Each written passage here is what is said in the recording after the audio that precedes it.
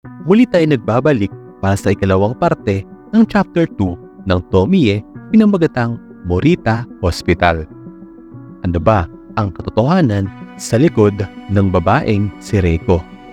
Alamin natin, pero bago ang lahat, yo mga kohais! Ako si Gabriel, ang inyong senpai ng The PH Senpais. Ituloy na natin ang kwento ni Tomie. Kung ready ka na, then let's go! Nasa kritikal na sitwasyon si Yukiko dahil sa stress na ibinigay sa kanya ni Reiko, ang babaeng umagaw sa lalaking gusto niya. Gusto na lang ni Yukikong bumitaw dahil handa na raw siyang mamatay. Kinabukasan, nasa isang date si Reiko at si Tadashi. Napansin ni Reiko na walang kibo itong si Tadashi, kaya tinanong niya ito kung bakit. Diniretso siya ni Tadashi at sinabi na bumisita raw pala ito kay Yukiko. Dito na nagsalita si Reiko. Sinabi niya na nagkwentuhan sila at binanggit din ni Reiko na may nagugustuhan din daw si Yukiko na doktor doon. Natutunugan ni Tadashi na pawang kathang isip lang ang mga kinukwentong ito ni Reiko. Tinanong niya kung bakit siya nagkasabi ng mga ganon. Pakiramdam niya, lahat ng tungkol kay Reiko ay puro kasinungalingan lang. Hindi siya pinansin ni Reiko. Pagkos, tinuro niya ang isang mamahaling alahas at sinabing gusto niya nun. Nainis dito si Tadashi sa dahilan na nauubos na raw ang pera niya sa sobrang maluho ni Reiko. Dahil ayaw siya ibili ni Tadashi, sinabi nitong maghiwalay na sila at sasama na lang daw si Reiko sa isang mayamang lalaki na kaya siya ibili ng mga gusto niya. Aalis na sana si Reiko pero tinawag siya ni Tadashi sa pangalan nito upang pigilan.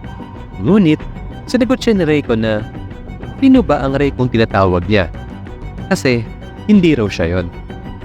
Dito, na-realize ni Tadashi na pati ang pangalan na Reiko ay gawa-gawa lang ng babaeng ito.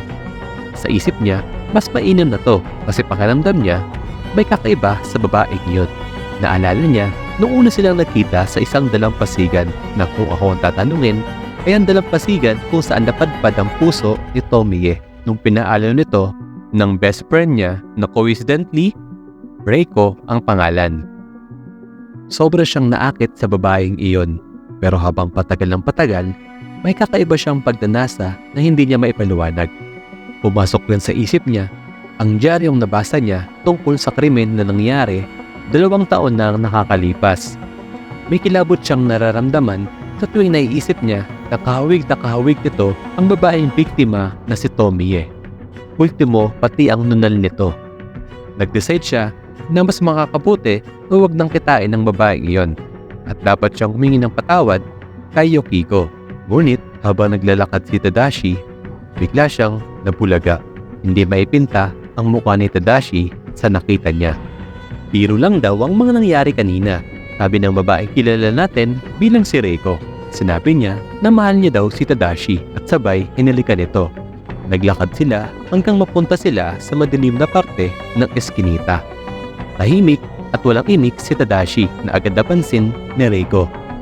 Dahan-dahan may binunot si Tadashi sa kanyang bulsa, isang maliit na kutsilyo. Tanging sigaw na lang ni Reiko ang ating narinig. Ano ang pumasok sa utak ni Tadashi at bakit niya ito ginawa? Bibitinin ko muna kayo mga kohais, ating alamin sa susunod na video. Like, comment, and share. Muli, ako si Gabriel ng The PH Senpais. Arigatanks!